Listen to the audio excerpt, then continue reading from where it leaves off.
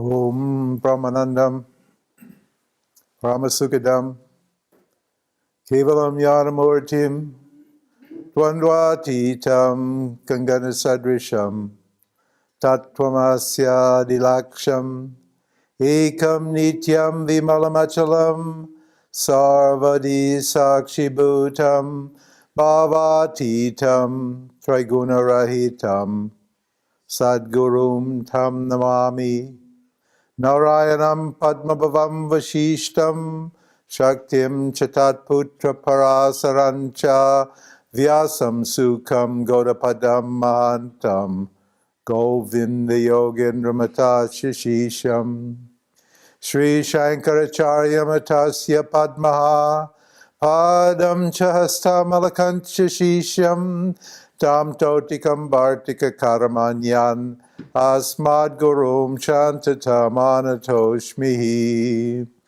Vishwam Darpanadrishya Madinagari Tulyam Nijantargatam Pashyanatmani Mayaya Bhaihurivod Bhutam Yata Nidraya Yasakshat Kurute Prabodha Samaye Swatmanameva Dvayam Tasmai Shri Gurumurtaye Namaidam Shri Dakshinamurtaye Namaha Om.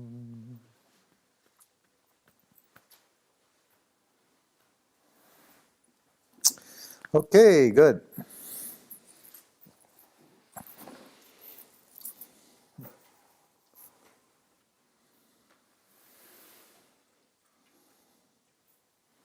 I'm going to start at the beginning. And the first teaching, these teachings are inquiries. You're meant to think about them. You're not meant to just believe them. You should have faith in the teaching, but you should also investigate using your own common sense and reason to see if it makes sense. Vedanta is just practical, logical, common sense knowledge. There's a great statement by the Buddha. I love this statement. He said, believe nothing you have read or anything you have heard, even if I have said it. Buddha was the big spiritual genius, the big master of his day. He says, don't believe what you've read or what you've heard, even if I said it. He said, unless it corresponds to common sense and reason. It should make sense. It's got to be practical. There has to be knowledge or logic to it. Because this whole universe is a very logical, well put together, carefully thought out creation. The human body, the human mind, the material world, it's all an amazing projection of knowledge, a creation made out of knowledge. And it works so beautifully because it's completely logical. There's nothing mysterious about it. I know that may sound, oh my God, you say there's nothing mysterious? Well, the self is very mysterious. People love, in the spiritual world, they love this idea of mystery. And there's nothing mysterious here. Everything makes complete sense. Everything makes perfect sense. This is why enlightened people relax and enjoy themselves, because they know everything is beautifully taken care of. It's all logical. And once you understand the structure of reality, the way it is created, the way it's set up, you will just relax. You'll see it's a beautiful creation, and you're a beautiful being. And you're doing your part here, whether you know it or not. So, I want you to question this But take it on board with faith if you can't accept it immediately. And then keep working with it until it makes sense to you. Sometimes this first teaching should make good sense. But it's very difficult to accept because you'll see why as we go. Because all of our beliefs are based upon duality. On our belief that reality is a duality. And Vedanta says just the opposite. It says that reality is non-dual. Now, if reality is non-dual, you're going to have a completely different vision than if reality is dual. We want our vision to be based upon the nature of reality, not based on the nature of our own desires and fears and conditioning and so forth. This teaching is called the Purusharthas. Again, I remind you, I'm giving you just a few Sanskrit terms to refer to the source of the teachings. To show you that this is from Vedanta, not from me. You'll understand as this teaching unfolds how logical and sensible it is. Please try to follow the logic. Now what this teaching says, this inquiry, it says there are 4 human pursuits. In other words, there are 4 things that human beings want in life. There are many more, but this is just 4 basic categories of objects that we pursue. Our life is basically centered around the pursuit of objects. We want things. Is there anybody in this room that doesn't want things? Good, that's right. That's right. No hands go up. Huh? Because everybody wants, nothing wrong with it. There's nothing wrong with wanting things at all. It's just natural. So if you say, well, I shouldn't want things, that's the problem. Well, no. You don't have any choice about wanting. You don't wake up in the morning and think, well, what shall I want today? Do you? What do I want today? Your wants are already laid out for you. You immediately want to do this and want to do that. And you have all your desires are already set up, and they're causing you to act and go for certain things in this world. It's the way it is. So there are 4 broad categories of objects that people want. And they're all the same. Don't think, oh, I'm different, I'm special. I don't fit into this. This is just true for everybody.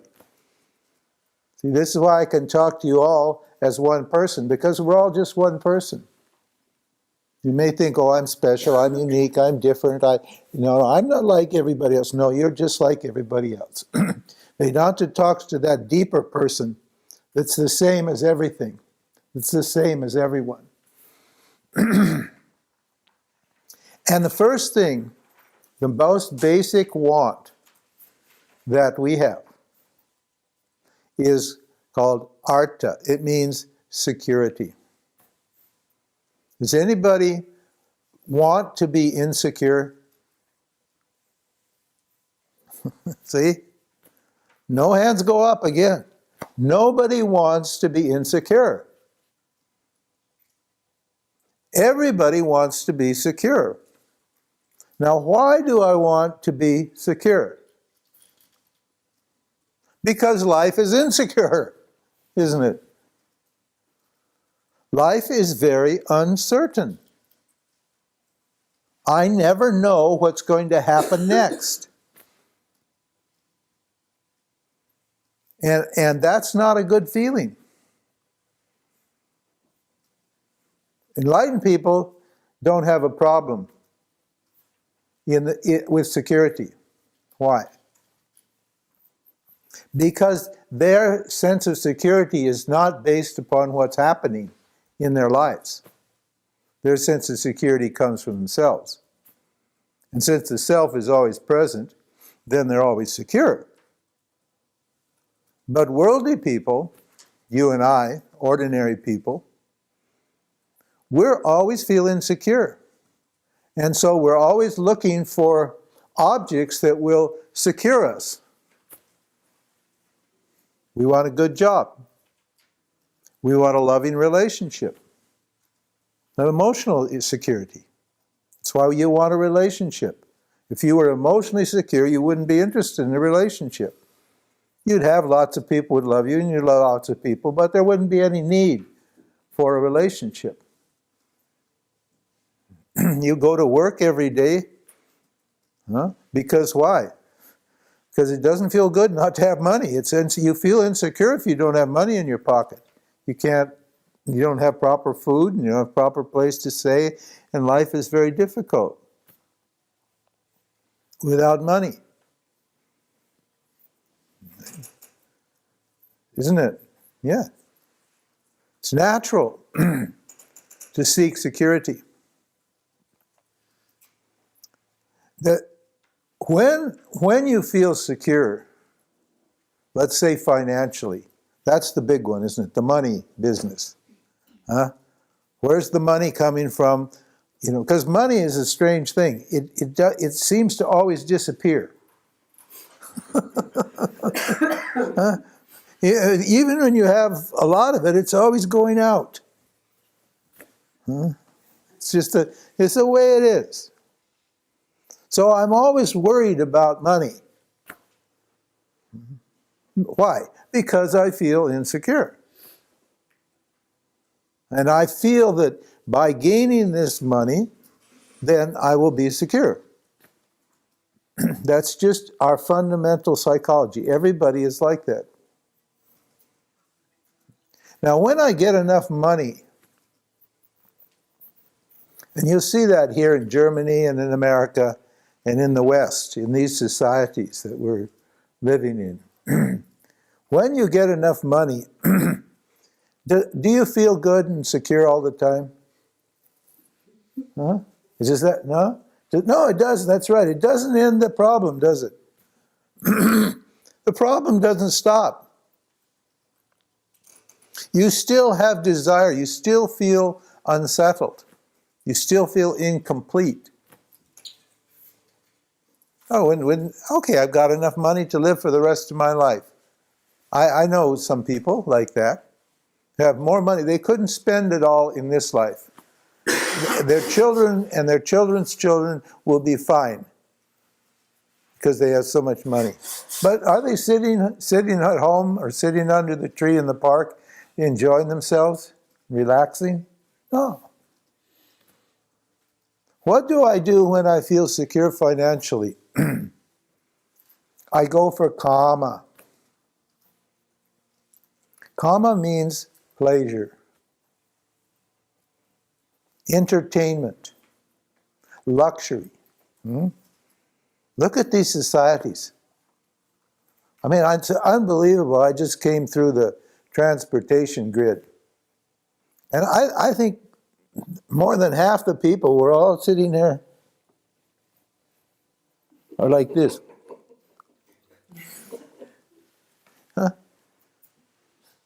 On the plane in front of me was a woman, and she had 4 children, boys, young boys, everyone, maybe 4, 5, 6, and 7, like that.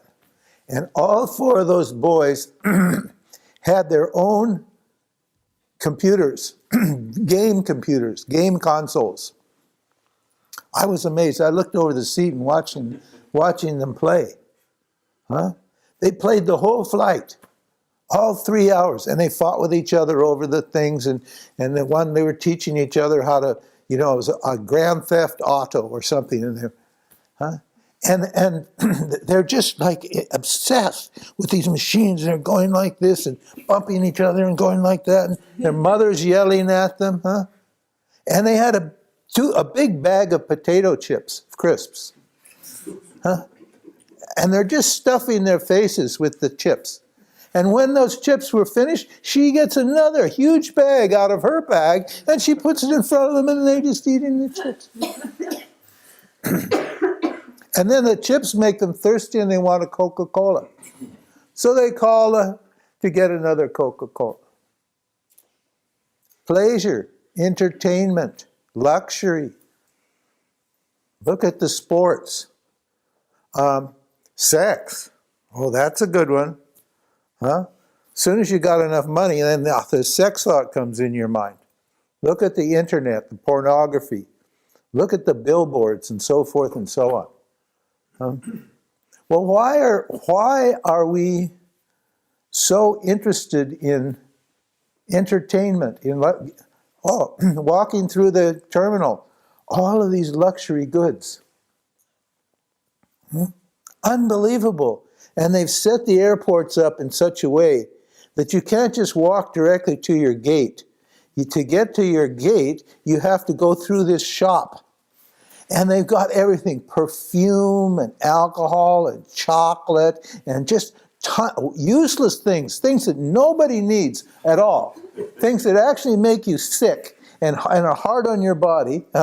All those things that are not good for you, people are buying right and left, stuck it in their bags, duty-free, carrying all home, all these luxuries.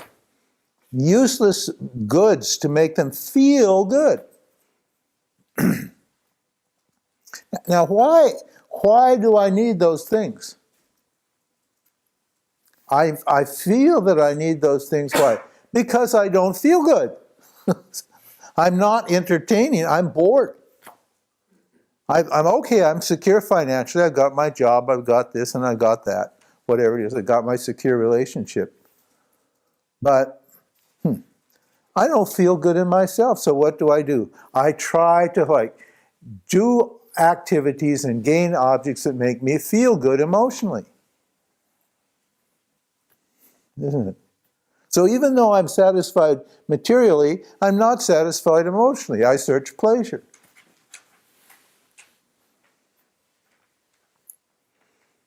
Power. You know, in the ashrams. This ashrams obviously an exception. But in the ashram, they had the people with the clipboard, that go around checking everything. Power people. You're going to see. That's it. The boss. People gravitate to positions of power. Politicians, a policeman, various occupations. In all occupations, in all walks of life, you have people looking for power. They want to control other people and control situations. Why is that interesting to you or to me, to gain power? See, what's the psychology operating here? I feel weak, small, incomplete, powerless. There was a guru from India, you may have heard of him, a long time ago, 25, 30 years ago. And he obviously felt very small because he needed 93 Rolls Royces to drive in. See, luxury and power. He only got 93 before his ashram collapsed. But he wanted 365 so that he could have a ride in a different automobile, a different Rolls Royce every day, because he was bored with. And he wore his robes. He had puffy robes that stuck up like this, and he wore this little person. He had big shoes. He wanted to be big. He wanted to be powerful. He had thousands of devotees all over and flew in the fancy jet planes, had a Cartier wristwatch and all that sort of power, and talk to thousands and thousands of people, inspired many people. But inside, could not be comfortable with small things, with just everyday things. Why? Because he felt powerless. He tried to manipulate the political system in America, and that didn't work. But in any case, so we have this desire to what? For power. We want to control the people around us. We want to control our families, our children, our husbands, our wives. If you look in any relationship, there's always a power component. There's always a struggle between the man and the woman. Because they're two very different conditionings. Man is one particular kind of conditioning, and a woman's another kind of conditioning. And I identify with myself as a man or a woman, and I feel that I am in competition with the man or the woman, depending on who I am. And so I'm always struggling for an advantage, for a power, to see if I can get my way. Isn't it? Why? Because I feel powerless. I think if I can get the power, then I feel good.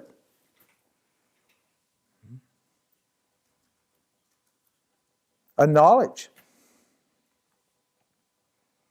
Some people feel, why do I search? They want to gain knowledge.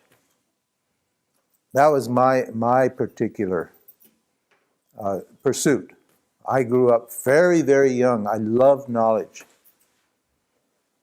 I just wanted to know everything. I read books and everything and talked to people. I was just so crazy. Why? Because I felt ignorant. You know, people who just accumulate knowledge and accumulate knowledge. The perennial student who goes to, he's 45 or 50 years old and he still hasn't left university.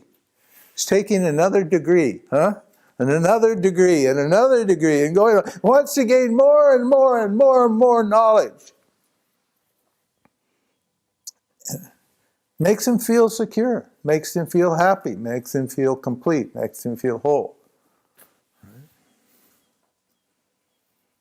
Now, if we look at what other pursuits are there, there's so many things we chase in this life, but those are the basic things: money, pleasure, sex, power.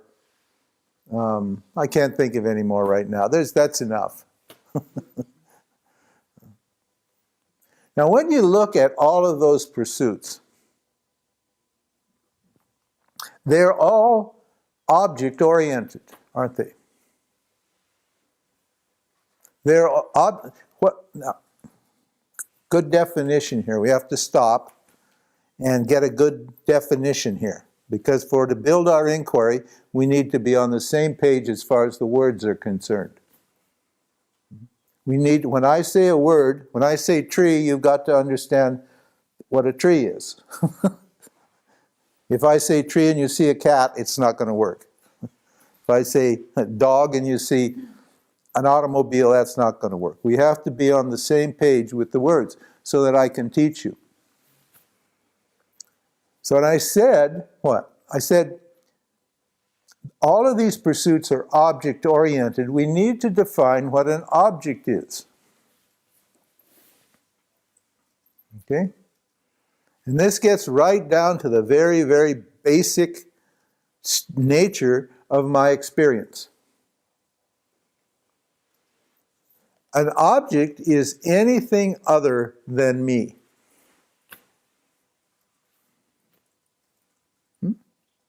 There's me. In the statements we've made so far, there's me, the one who searches security, searches pleasure, searches, oh, I know what I forgot. Hey, an important one. We'll just back up for a minute. Virtue. It's called dharma. Dhamma or dharma. People, what? Want to be good. You know? Spiritual people particularly, they want to be spiritual. They want to be kind.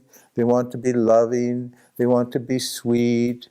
They want to be nice. They want, And so they do all these things. Psychological people, they go to the psychologist. What? They don't feel virtuous. They feel there's something wrong with them. You know how in these cultures, your parents, when you're first born, they love you like, oh, they're just hugging you and kissing you and just taking good care of you.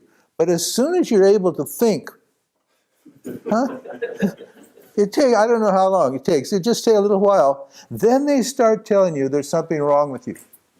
Isn't it? These are the people that love you.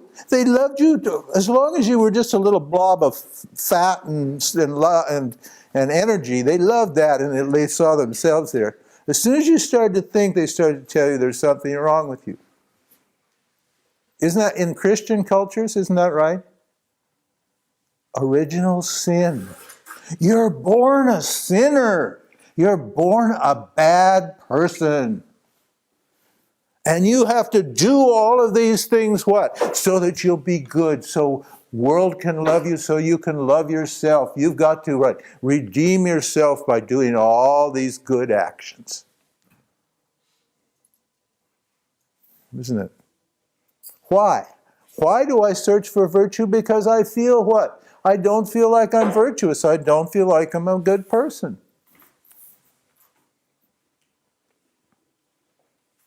Kama, artha, dhamma.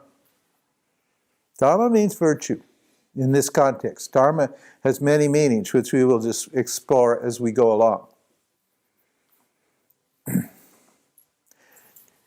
The pursuit of virtue is an object. The pursuit of wealth is an object. The pursuit of pleasure is an object.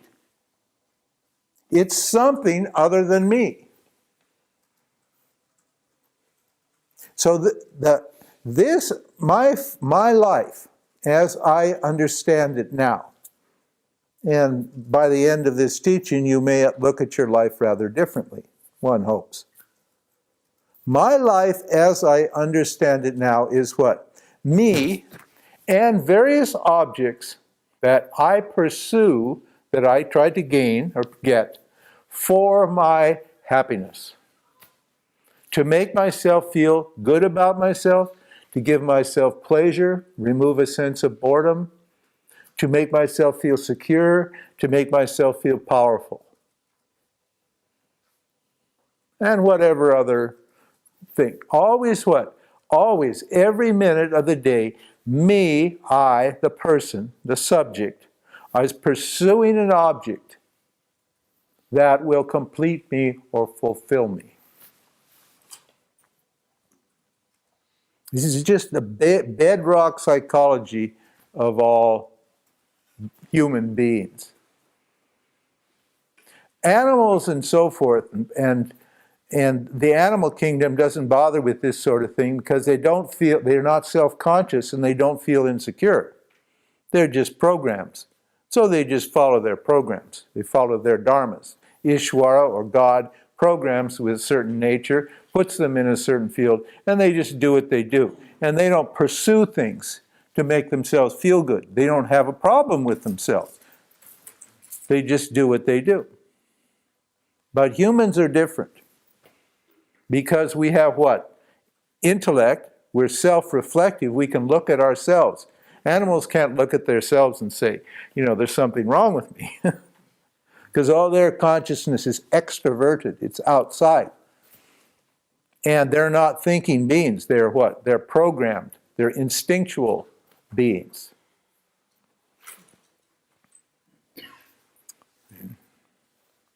So,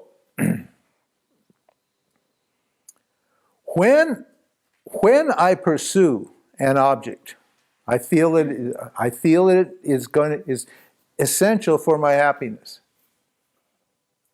So I believe that what? That the objects are the source of happiness. Isn't it? Now, an object doesn't mean just a physical object. It means a situation, a circumstance, an experience. And remember, anything other than me is an object. Got to get this very clear.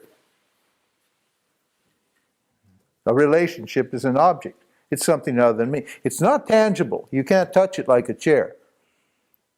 It's intangible, but it's something other than me, or something I feel is other than me. And the whole purpose, what is to what? Is to complete myself, because I feel incomplete. I feel separate from the object. And I feel if I can draw that object to me, I'll erase this sense of separation or duality that's motivating my actions.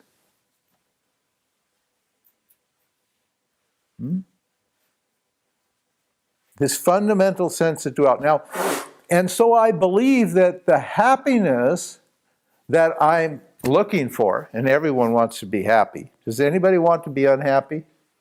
Please raise your hand. All people who would like to be unhappy? Nobody raises their hands. Hey, why not? Because everybody wants to be happy. So I feel that by getting this, I will gain happiness. And therefore, I believe that happiness actually is there in the objects, don't I? I think the objects are real, and I think they're the source of happiness. If you knew they weren't the source of happiness and they weren't real, would you chase them? Would you go for these things if you knew they were not real and that they don't have any happiness in them? No, you wouldn't do it, would you? You only do it because you think, those are real things, and if I get them, I will be happy. For example, love. Okay, let's do the love thing. Because everybody wants love, don't they? That's a big one. I want to love, and I want to be loved. And that generally involves what? Getting love from another person. Everybody wants somebody to love them. Isn't it right? Don't say, oh no, I don't care. You care. We all care. We all want to be loved by somebody else. And so I feel lonely. That's a natural feeling, to feel lonely. I feel separate. I feel like if I could only find somebody, Mr. Right or Mrs. Right, let's call it like that. There is some magical, beautiful, wonderful person out there that if I could just meet them and I could just magnetize them, attract them into my life, then we'd connect and we'd be happy. Isn't that right? Yeah. And you have in your mind you have a fantasy person, don't you? Huh? You're always scanning. I know men are. I don't know about the women. But men are always scanning around. They have this perfect woman in their mind. And if she doesn't fit, they just don't look at her. But they're always looking for the next one. Because you have this, and women do too. Everybody does. Everybody has the perfect person stuck in their mind somewhere. And they feel if that perfect person were to come, then I could be completely happy. And so you go to a satsang, say they're spiritual, okay, spiritual person. And you go to a satsang, you go to an ashram, and suddenly, boom, you see somebody, a beautiful woman, a beautiful man. Oh my God. And there's just this, and they look at you, and you fit their fantasy too. Woo, huh? That's the problem with love. You know, both fantasies have to work together. So you look at them, and they look at you, and zzz, it's like electric current. You know, it's like you've been switched on, and suddenly you're high, and you feel all this glow, and there's a glow around that person, and there's a glow around you, and you come together and you start talking. And it feels so good. It feels so wonderful. And one thing leads to another, and you've already fallen in love, and then you start hooking up your lives and so forth and so on. And when you have your relationship, right? One day, you're all happy there. You're having your breakfast in the morning, your muesli, and your bread and your cheese if you're German, and your yogurt. You're having, stirring the oatmeal or the coffee. You're drinking your little coffee. Or going to have your coffee, and suddenly you realize, oh, we're out of cream, no milk. I think your husband or your boyfriend says, I think I'll go to the store and get some milk because I can't drink my coffee without my milk. It's just not perfect that way. And the store is just 5 minutes away. So off he goes to get some milk for the coffee. And after 5 minutes, you look at your watch and you go, what? He should be here now. And after 10 minutes, he's still not there. And after 15 minutes, he's gone. Huh? And then you start thinking, oh my God, that girl that's selling that in the store, she's a serious babe. I'll bet he's hooking up with her right now. Huh? And he doesn't show up. Huh? And what happens when even the thought, something else actually happened. He wasn't chatting up the girl at the counter in the store at all. But some other weird situation happened and he couldn't come back and he forgot his cell phone, so he couldn't call you. And what happens when you think the thought that you're about to lose, that you've lost your love? Huh? You know, all these relationships are just full of anxiety. Why? Because you always feel that the lover or the love can go away, isn't it? Can be lost. This is why you're so nervous and so possessive and so controlling in relationships. Because you don't want to lose that object. And when the object actually goes, or it looks like the object, even if it looks like the object's going to go, even if you worry that your object is going to run away from you, what happens? You collapse emotionally. You get incredibly unhappy. Now, what does that prove?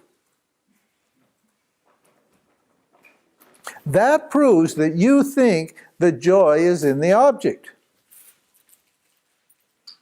Isn't it? The happiness that you're feeling, the joy, the satisfaction you're feeling, you believe it is intimately connected to the object, that person is necessary for your happiness. And now listen, mind you, you can't be blamed for feeling that way. You shouldn't feel bad for feeling that way because it actually looks like the joy is coming from the object when you get the object. Before you weren't happy, now the object comes, and now I am happy, and I believe that the happiness came with the object. Mind you, this is very important to understand this psychology.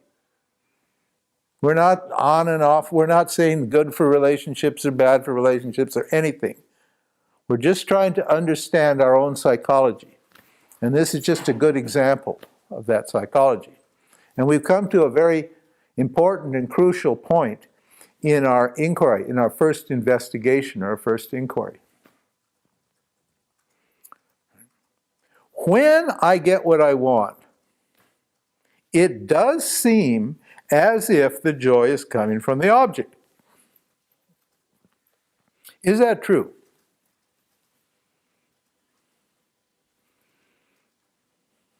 Mind you, don't say yes.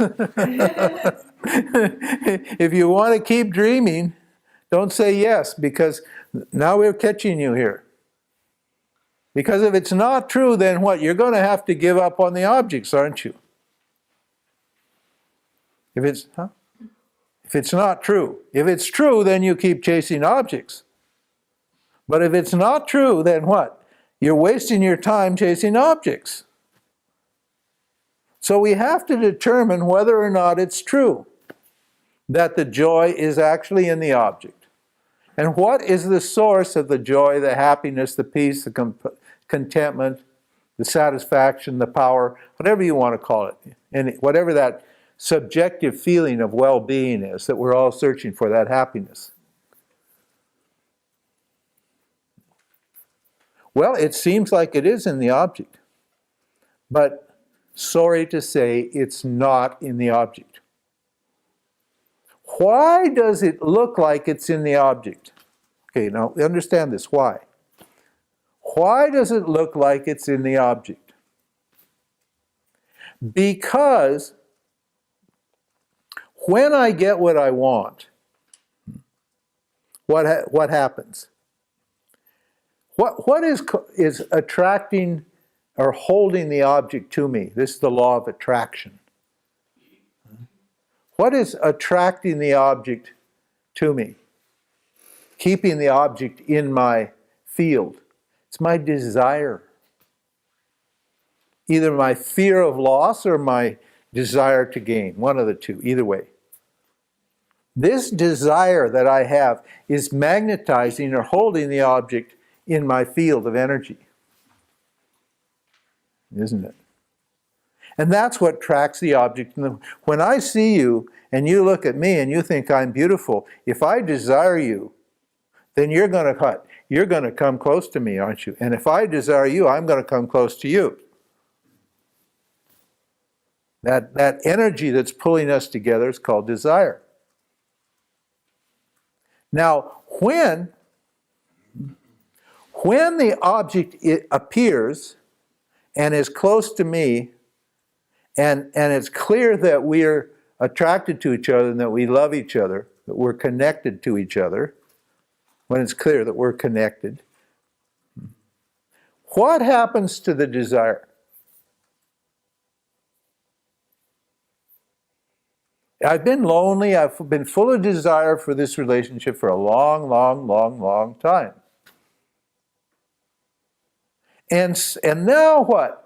Mr. or Mrs. Right appears, and we connect. And what happens to the desire? It disappears. Doesn't it? When you got what you want, you don't want what you got. Isn't that right? Huh? Why would you want what you already have? You only want what you don't have. But now you have what you want. And so what happens to your desire? Your desire disappears. And you start to enjoy the object. Before, you just wanted the object.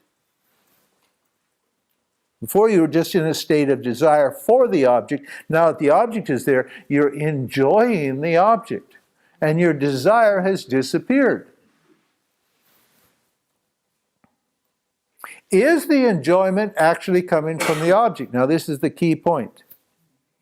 This is a point you need to understand very clearly. And it's counterintuitive. It means it's against all of your beliefs. What happens is this. If the object was producing the joy for you, then that object should produce the same amount of joy for anybody else, shouldn't it? But does it? No, it doesn't. Think about it. If it's food or pleasure or sex, whatever it is, these are all objects, power, whatever it is, you name it, good job, anything like that. If the joy was in the object, then the object would supply anybody with that joy. Could do that, but it isn't that way at all. The things that make me happy don't make you happy. The things that make you happy don't make me happy. That's just a fact. Which means what? The joy, the happiness has to be coming from me, not from the object.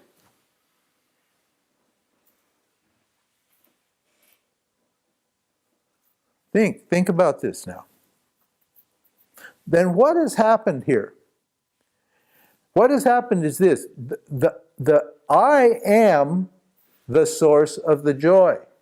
In other words, the happiness that I'm seeking out there in objects is actually, I already have that happiness, that fullness, that joy, that completeness, that satisfaction, that enjoyment. I'm already got everything I want right here in the form of my own self. But I'm not seeing it, I'm not appreciating it, I'm not enjoying it. Why? Because the desire is separating me from it. And when the object comes, the object is like a catalyst.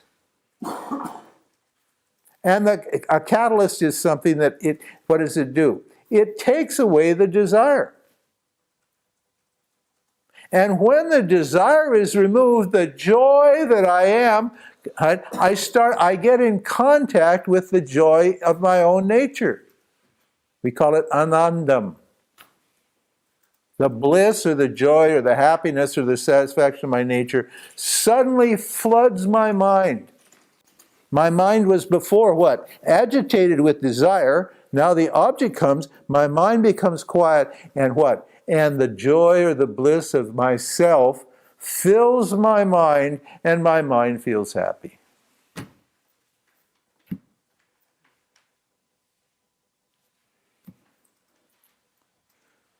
Vedanta Psychology 101. That's the first teaching. Understand this very well. Because you can't proceed on the path to enlightenment. It's just not going to work as long as you think that the joy is coming from the objects. It's not going to work. You just stay right in samsara and you just keep chasing the objects over and over and over again till you figure it out. A smart person will learn from this teaching and take the teaching to be true. But, stubborn people, and many of us spiritual people are very stubborn. We're rebellious. We don't want anybody to tell us anything. Oh, never mind, that can't be so. I'll do it myself. I'll prove that it's not true. Isn't it? Yeah. Well, then you go right ahead and keep trying to find, what? Happiness in objects. Even if you say that there is happiness in objects, even if you say that, is that happiness that, okay, we'll give you that. Okay, you say there's joy in objects. Well, then tell me this. If that's what you say. Does that happiness last?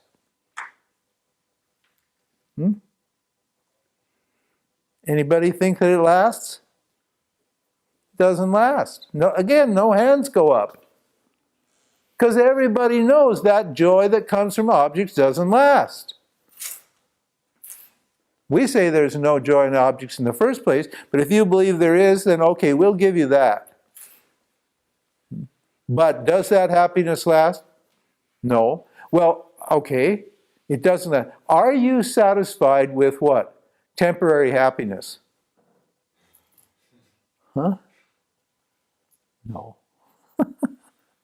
Nobody's satisfied with temporary happiness.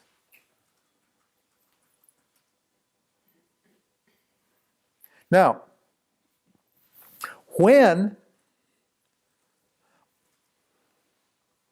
I get what I want, it is not, understand this, there's still a little more to this teaching. When I get what I want, I don't really want the object. Gotta get this clear. I don't really want the object. You name it. Everybody's got different objects they want. You don't really want what you want. What do you want? You want freedom from the sense of limitation that that object implies. You don't want security, you want what? Freedom from insecurity. You don't want pleasure, you want what? Freedom from the craving for pleasure. You don't want to be good, you want to be free of the feeling that you're bad. That there's something wrong with you. Understand. It's never the object that you want. It's freedom from a subjective sense of limitation that that object implies.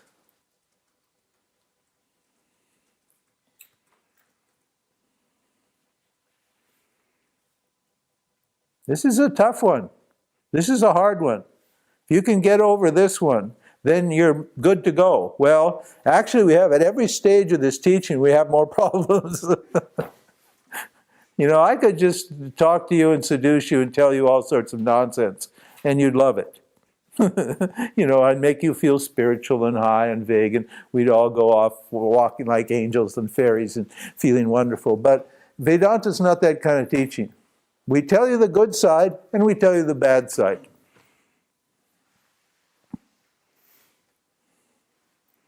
It's bad, you know, for my ego, for me, it's bad news that there's no happiness in objects, isn't it? It's bad news. Why is it bad news? Because all I'm doing all my life is chasing objects for the happiness, you see?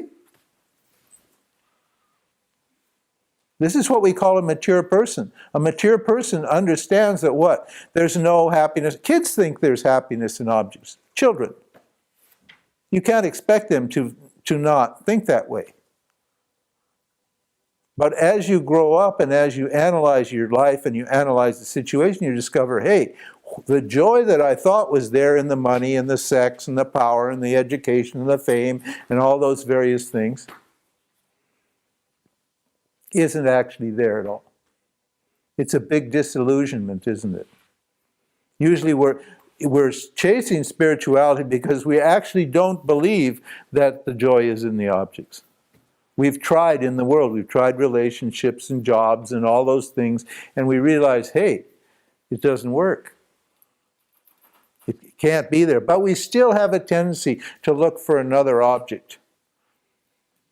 The tendency to seek for objects outside ourselves to complete ourselves is incredibly powerful. It's really, really, really strong.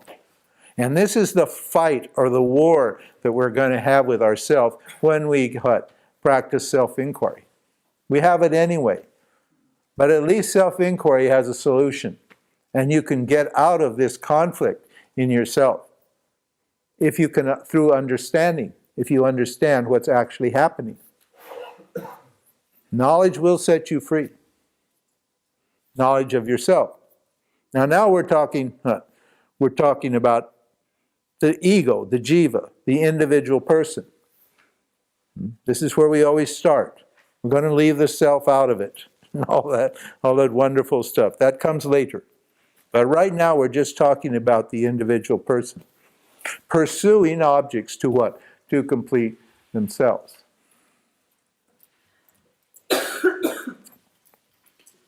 How are we doing here? Yeah, we go till 9, huh? Are you okay? Do you need a break? Okay, good. Can you do an hour and a half? Okay, good. So, just to repeat, and this education is like that. You have to repeat it over and over.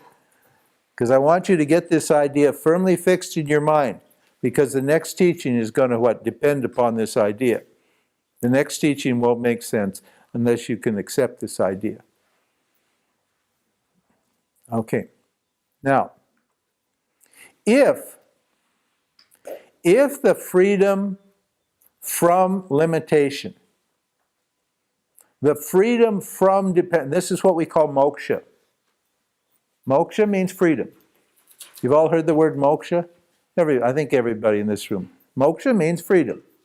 That's the Sanskrit word. It comes from the root muk, M-U-C, and it means to be free, or freedom. So, moksha, or freedom, is freedom from dependence upon objects. That's our definition. Freedom from the sense of limitation that causes me to be dependent on objects for my happiness.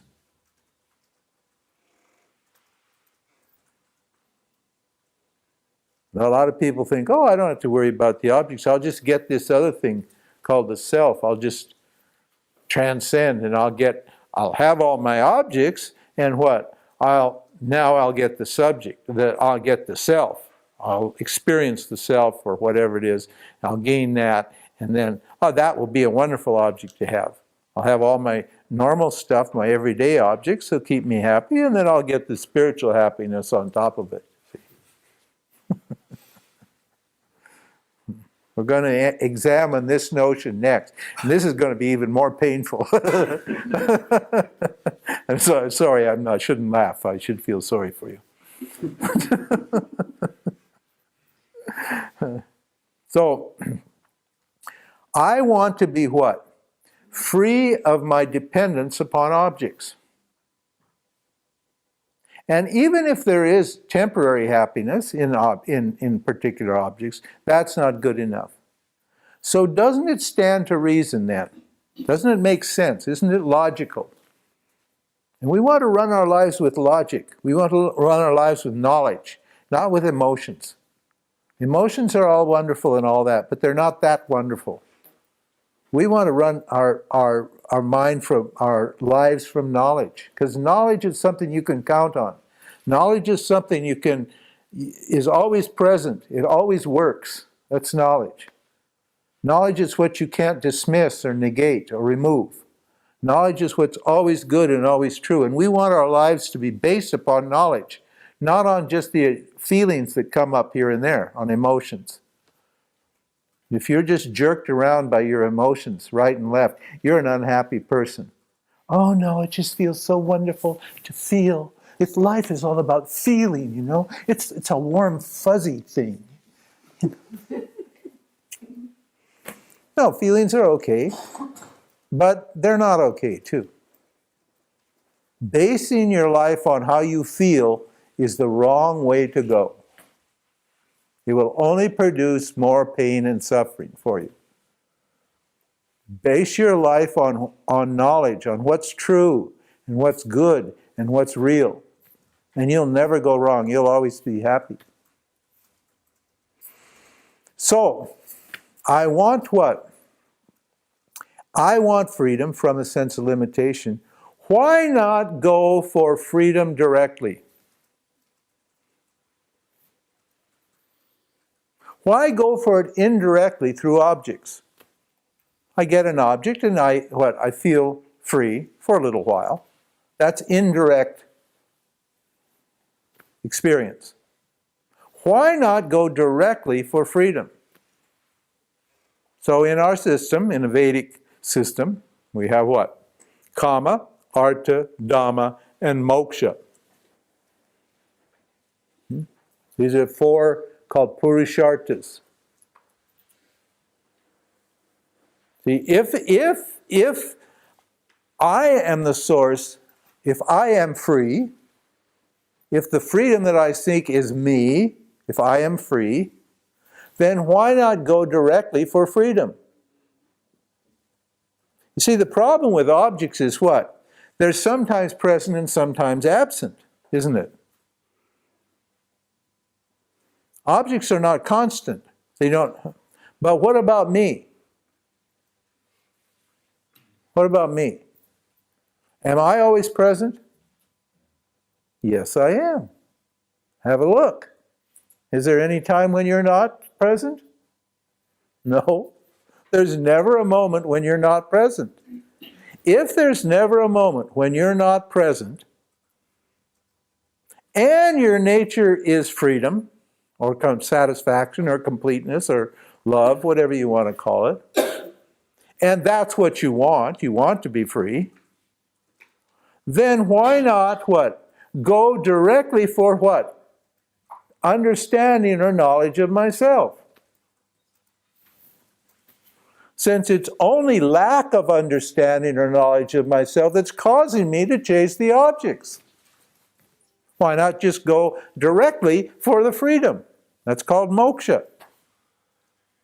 That's the 4th pursuit. Kama, artha, pleasure, security, virtue, and what? And freedom, moksha. Doesn't that make sense? Look at the logic.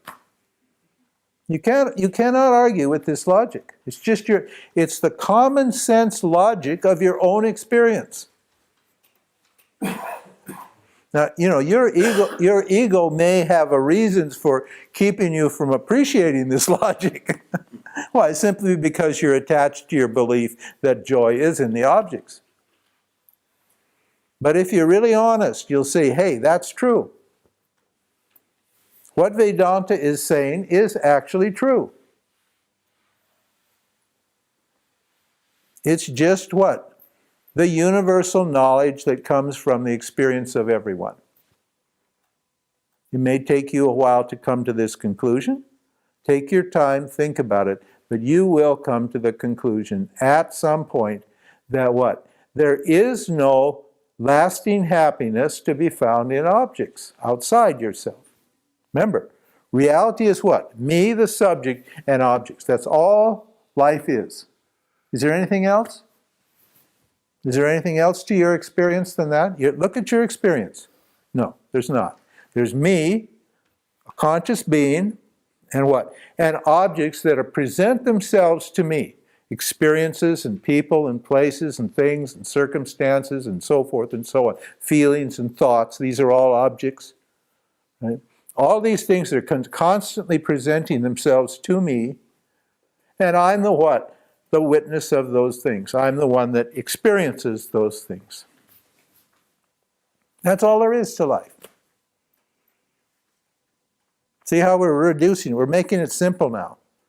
Because self-inquiry is very simple. It's difficult. As one of our presidents said, it may be simple, but it sure ain't easy. Yeah, it's a simple problem, but it's not an easy problem. Simply because of my beliefs that are standing in the way. And this path of inquiry is a path of losing, of getting rid of something, getting rid, not of any object, not of any relationship in the world or situation in the world, but getting free of the ignorance that's keeping me tied to the objects. I'm always in a dialogue with this ignorance because ignorance is hardwired. Ignorance is built in. We call it Maya. It's ignorance of what? Of my nature that causes me what? To chase objects. That's called Maya. How many have heard the word Maya? Nearly everybody here knows the word Maya. That's what Maya means. It's ignorance of my nature, of myself. And that ignorance causes me, we call it, that ignorance is called tamoguna, or tamas, darkness. It hides, it's an energy that hides the reality of myself, from myself. And it's made up, and the other aspect of that ignorance is called rajas, rajoguna. And that rajas projects the idea that the objects are the source of happiness. And this is Maya is operating in every human mind. Denial and projection. Everybody's got it. It's universal. It comes from Ishwara, oh God, from Maya. I don't see what I am, and therefore I what? Misunderstand that the objects can complete me. Tamas and rajas. Denial and projections. Ignorance and what? And desire.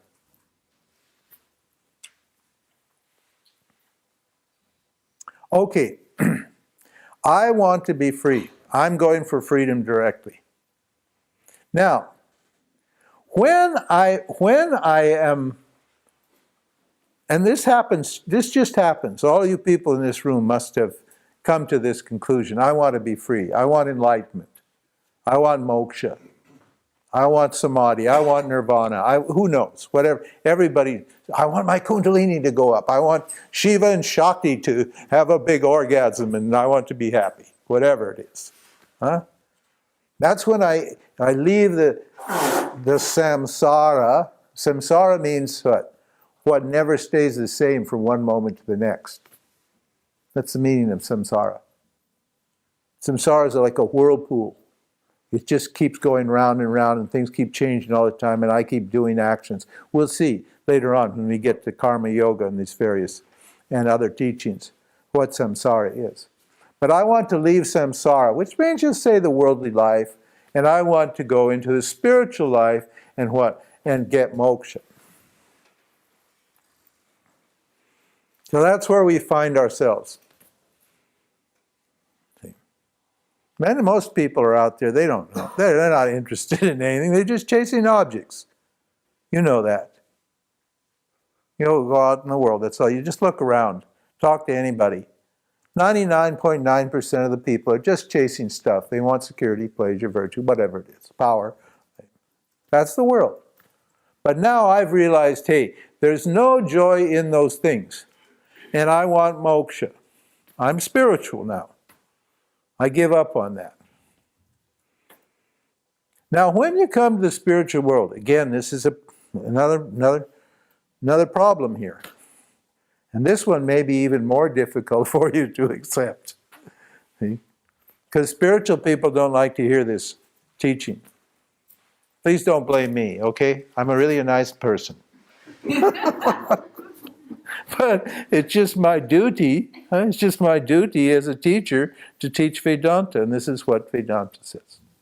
So don't blame me, okay? Now, when I come to the spiritual world, I'm told what? That there is a special object that I can gain that will set me free. A particular, remember, we said an experience is an object, right? Experiences are objects. Now understand this clearly. Your experiences are known to you, aren't they? Huh? Because you can describe your experiences. You are the witness of your experiences. So whatever experience you're having at any time is known to you. Which means it's not you, isn't it? Isn't that right? Does anybody have a problem with that? It's a very difficult one. Mind you, it may seem on the surface very easy to say yes, but it's very difficult to say that. Why? Because I'm very much identified and attached to my experiences. I actually think what I'm experiencing is real and is me. But experience is just an object. Now we're having the satsang experience, and Ram is teaching, Vedanta. And in what, in 20 minutes, we won't be having the Ram teaching Vedanta experience. We'll have the breakfast experience or whatever the next experience is, won't it? I'll be still the same person. I just won't be having this experience. I'll be having another experience. And that experience will be known to me. It won't be me. So I'll always be the same, but experiences will continue to happen to me, in me, around me, through me, however you want to look at it. So now I'm told that if I want to get out of my suffering, suffering means I'm just not happy with myself and with the world, not happy with life. If I want to improve my life and make it better, there is an object that I could get that will make me happy permanently. There is a permanent happiness object to be gained. And what is that permanent happiness object? Moksha! I don't have freedom, but I can get freedom. I can gain freedom. By what? How would I gain freedom? How would I do that? Well, I'd get what? Nirvana. I'd get samadhi. I'd get transcendental consciousness. I'd get my kundalini wiggling up there and zip out of my body and get me into that higher state of consciousness, into that perfected, transcendental state of consciousness. I would jump out of or leap over or destroy my ego, get my ego out of the way so that I can experience oneness, experience wholeness and completeness. And how would I go about doing that? How would I achieve that? Well, I'd take up some kind of spiritual practice, wouldn't I? Yeah. Everybody said, I'd chant a mantra, I'd meditate, I'd pray, I'd fast, whatever. You very well know the spiritual world. It's just, everybody's got a path to enlightenment, don't they? And that path to enlightenment involves what? Doing certain actions. Any path involves doing certain actions. Vedanta's a pathless path. Because we don't tell you what to do.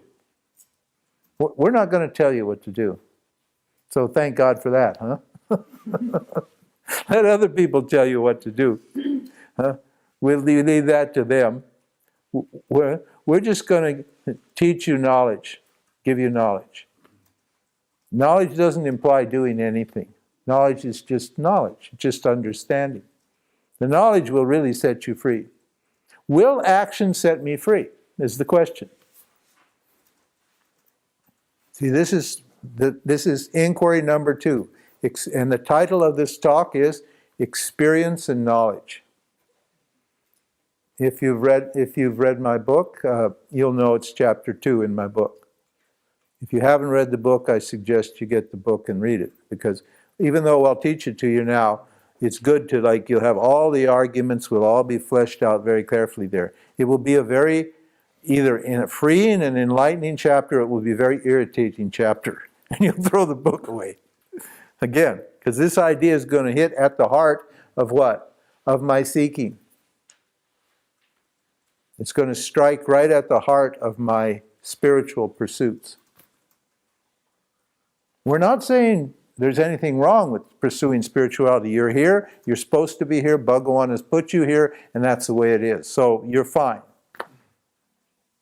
But there's still a problem with this spiritual seeking and this spiritual doing.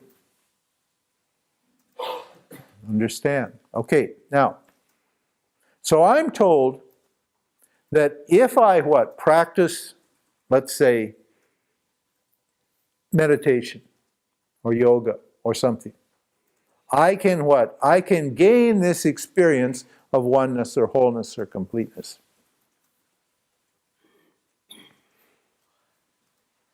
We're not saying there's no value to meditation and no value to yoga. We're going to endorse yoga. We're going to endorse meditation. Believe me, it's very good. It's absolutely perfect. And you should not give up on your spiritual efforts, mind you. But we're saying this, let's analyze the situation carefully and see if action can produce the result that we want.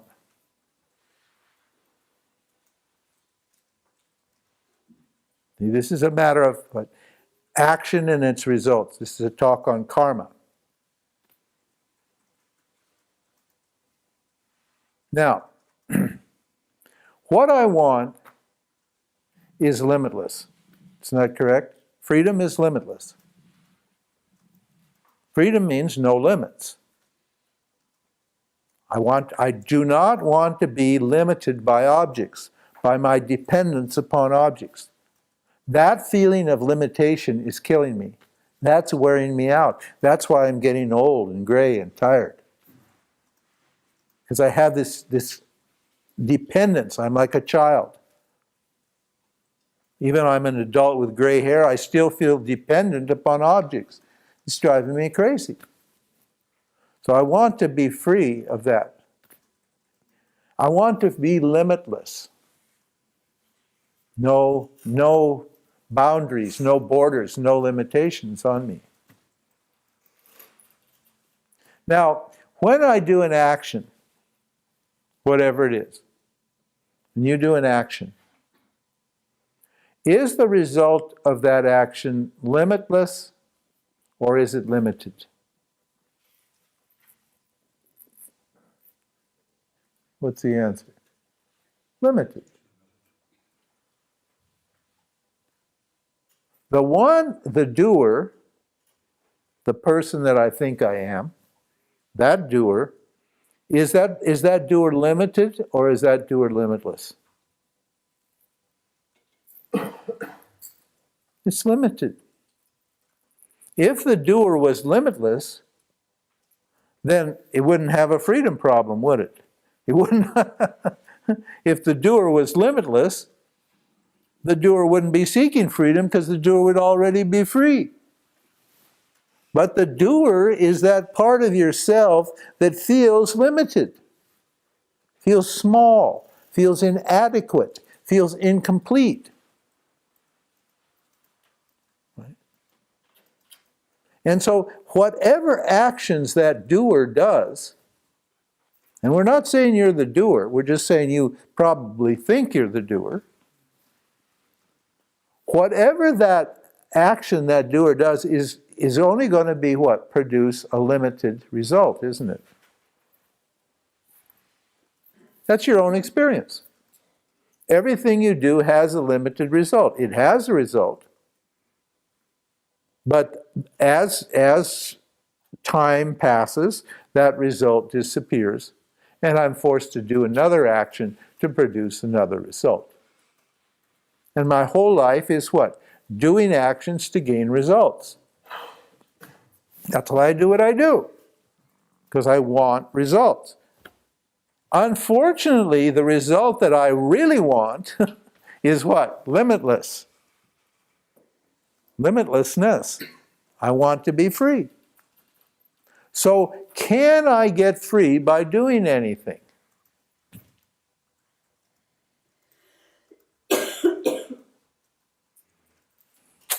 That's right. No.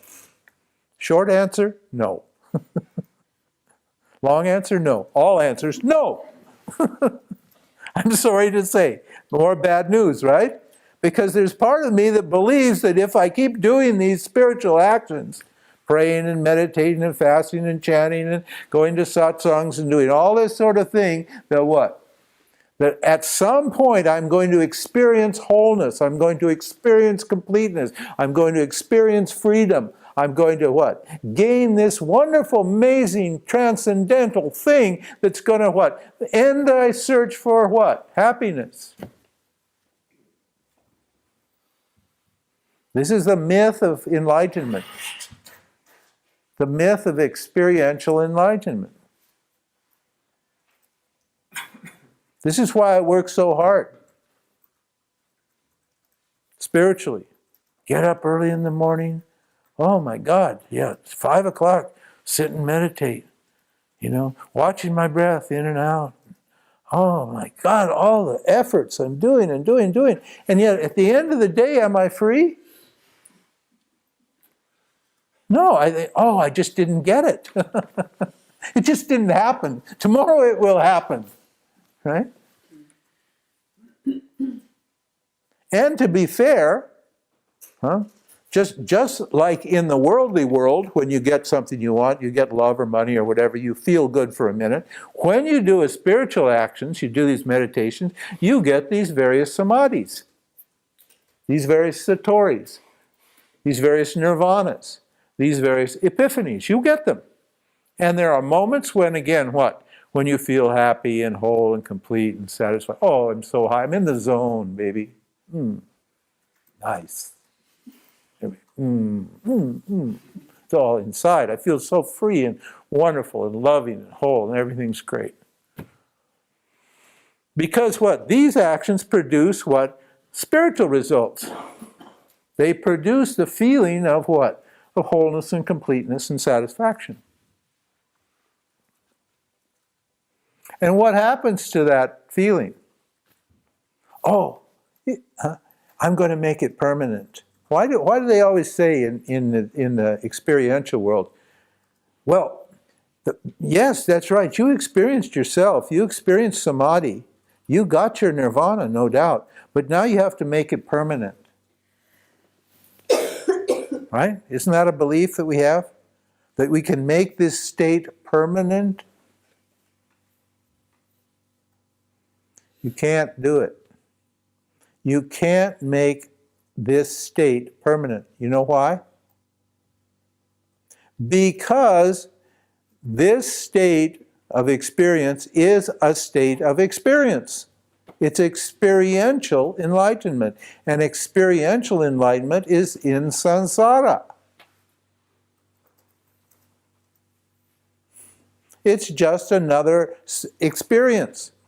Yes, it's a spiritual experience. Yes, it was caused by different actions, but what? It's only experience. And experience by its very nature is going to change. Bad news. Very bad news. If I'm pursuing what? Experiential enlightenment, this is bad news. Because I want an experience that doesn't change. And there's no such thing as an experience that doesn't change. By its very definition, experience means change. It's anitya. Anitya means impermanent. And even if there was a permanent experience, could I generate or make that experience happen? Because experience is not under my control. Discrete experiences, special experiences, immediate experiences, I have some control over. But experience itself, I don't have any control over. That's what, who's controlling or what's controlling the experience that I have? Ishvara, Bhagawan, the self. In the form of what? Of the creator and the giver of the results of action. So experience is not under my control. Very simple daily experiences I can change. Those come and go, but experience itself, what? Is by its very nature impermanent. Whether you call it a spiritual experience or a worldly experience, it doesn't matter. It's just in the realm of time. And it will not last. That's why, you get your satori, you get your samadhi, you feel good for a day or a week or a month. I met a fellow years ago in India. He was quite a famous Japanese person. He was an artist and he was known nationally in Japan. He was wealthy and he was a nice-looking man. He had everything. And one day he was skiing down Mount Fuji. Mount Fuji is this beautiful volcanic mountain in Japan. And in the winter it snows. And he was skiing down this mountain. And he entered in a state of nirvana or samadhi or whatever you call it. He said it was the most amazing experience. It was so great. And people in extreme sports, they're samadhi junkies. They love that experience of oneness and completeness and wholeness, that thrill of being present and alive and alert. And that's what extreme sports do to you. That's what happened to him. And he got in this, my nephew was like that. He was one of these extreme sports guys. He had broke his body about 20 times, just doing all these extraordinary things. He liked to get in that state. And that state was so exhilarating and so wonderful. He did work in a normal job and all that thing. It wasn't much. But he could go on the ski slopes or on his mountain bike and jump out of airplanes and do weird things. And that would give him that experience. Well, this guy was skiing down Mount Fuji, and he got in a state of nirvana or samadhi or satori or whatever you want to call it. And it lasted for 4 years. He said it was the most incredible thing. He thought, I'm enlightened. He said, this is enlightenment. In Japan, they know all about enlightenment. It's an old tradition there. And he said, life was so cool. I had everything before, but there were always problems. But now, he said, everything just flowed smoothly. It was just like being on a magic carpet. It was the life was on greased wheels, and it just went on and on. The women came, or money came, fame came, everything he wanted just, he's enjoying, enjoying, enjoying. 4 years it went off, and one day what? Boom, off it went. Suddenly he's back down there as a little normal, everyday person, like picking his nose and worrying about, where did my samadhi go? And I met him in India, in an ashram of a saint, trying to get back his satori, his samadhi. 4 years he had. I've been in the spiritual world for a long, long time, and I've heard everybody's stories. And I had all the same things myself. I'm talking from experience now. If you want to read my autobiography, you can get that and read it. I had more samadhis than you could shake a stick at. I had satoris and transcendental experiences you can read in the book. You think, my God, that was a lucky person. But it wasn't. I was lucky, but I wasn't lucky. Why? At the end of the day, after 4 years of these intense, amazing experiences, what happened? I was still the same old guy. I had no money. My girlfriend had left me. I hadn't finished my education. I felt miserable after all those lovely experiences.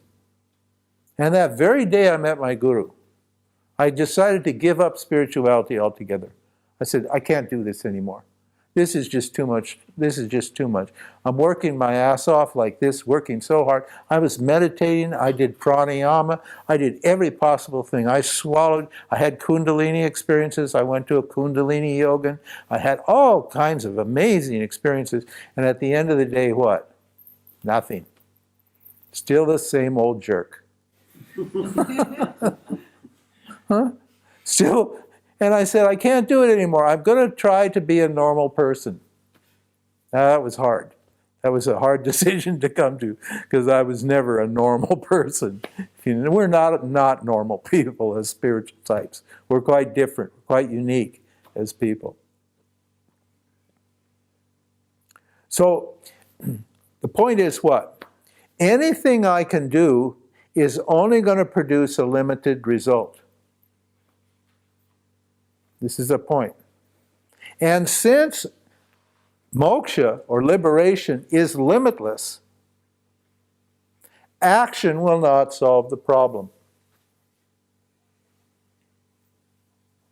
Now, we're not saying you shouldn't act. We're not saying you shouldn't do your spiritual work. You should. In fact, the spiritual work is absolutely necessary, or you won't get what? Free. But the spiritual work will not set you free. It will prepare your mind to understand that you're already free.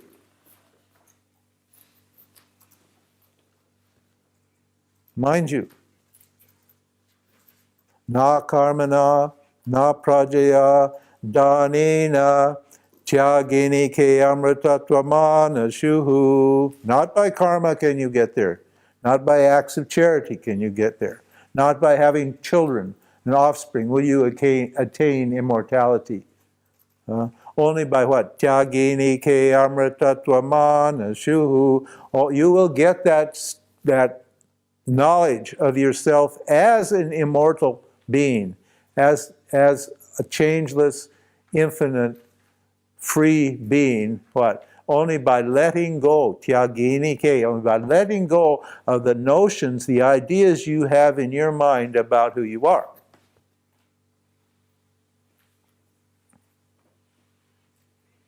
Because we say you're already free.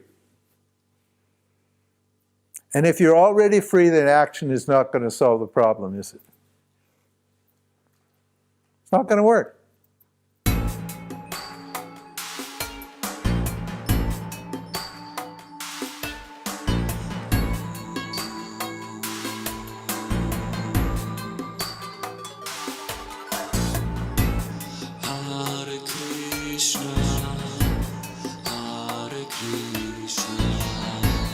Krishna, Krishna,